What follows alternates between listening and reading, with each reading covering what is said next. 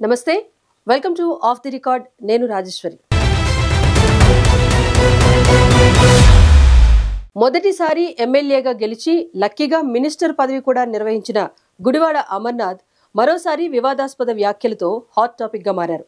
వాలంటీర్లను టార్గెట్ చేస్తూ అమర్నాథ్ చేసిన కామెంట్స్ సంచలనంగా మారాయి. వాలంటీర్లే పార్టీకి పెట్టని కోటగా వైసీపీ అధ్యక్షుడు జగన్ భావిస్తూ ఉంటే ఆ వాలంటీర్ల వల్లే ఓడిపోయామంటూ అమర్నాథ్ వ్యాఖ్యానించడం కలకలం రేపుతోంది. గత ఎన్నికల్లో గాజువాక నుంచి అత్యధిక ఓట్ల తేడాతో పరాజయం పాలై రికార్డు సృష్టించిన మాజీ మంత్రి తమ ఓటమికి కారణాలను వాలంటీర్లపైకి తోసేస్తున్నారంట.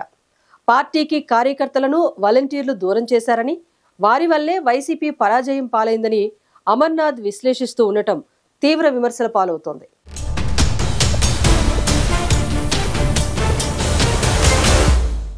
తమ ఘోర పరాజయానికి వైసీపీ నేతలు కొత్త కారణాలు వెతుక్కుంటున్నారు. తమ ఓటమికి పార్టీ విధానాలు, పాలనలో చేసిన తప్పిదాలు కారణం కాదని, తాము రాజకీయంలోకి వచ్చిన తర్వాత ప్రతిష్టాత్మకంగా తీసుకుని నియమించిన వాలంటీర్ వ్యవస్థ వల్ల ఓడిపోయామని విచిత్రమైన కామెంట్స్ చేస్తున్నారు. ఏ వ్యవస్థ అయితే తమ బలమని మాజీ ముఖ్యమంత్రి జగన్ నమ్మకం పెట్టుకున్నారో అదే వ్యవస్థ వల్ల ఘోర ఓటమిని చవి చూశామని నాయకులు మదనపడుతున్నారు. అందుకు నిదర్శనంగా మాజీ మంత్రి గుడివాడ అమర్నాథ్ తాజాగా చేసిన కామెంట్స్ నిలుస్తున్నాయి.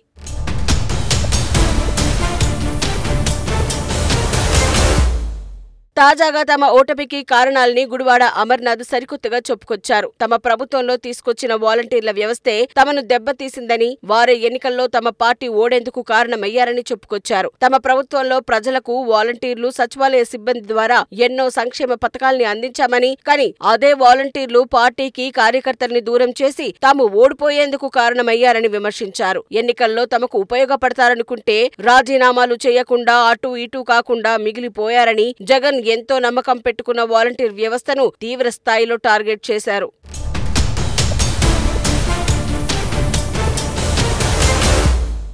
ఏపీలో ఎన్నికల ఫలితాలు వెలువడి దాదాపు ఏడాది పూర్తవుతోంది. 2019 ఎన్నికల్లో అనకాపల్లి నుంచి మొదటిసారి ఎమ్మెల్యేగా పనిచేసిన గుడివాడ అమర్నాథ్ ను గత ఎన్నికల్లో జగన్ గాజువాకకు షిఫ్ట్ చేశారు. చివరి నిమిషం వరకు పోటీ చేసే సెగ్మెంట్ ఏదో తెలియక గందరగోళానికి గురైన అమర్నాథ్ గాజువాకలో 95,000 పైచిలకు ఓట్ల తేడాతో పరాజయం పాలై రాష్ట్రంలో రికార్డు సృష్టించారు. తర్వాత విశాఖ జిల్లా వైసీపీ అధ్యక్షుడిగా నియమితులైన ఆయన్ని జగన్ తిరిగి అనకాపల్లి జిల్లా పార్టీ అధ్యక్షుడిగా షిఫ్ట్ చేశారు. అలాంటాయన ఇప్పటికీ తన ఓటమికి కారణాల్ని అన్వేషించే పనిలో ఉన్నారు. తమ ప్రభుత్వంలో ఎన్నో సంక్షేమ పథకాల్ని అమలు చేశామని, అయినా వాలంటీర్ల వ్యవస్థ కారణంగా ఓడిపోయామనే నెపాన్ని వారిపైన నెట్టే ప్రయత్నం చేస్తున్నారు.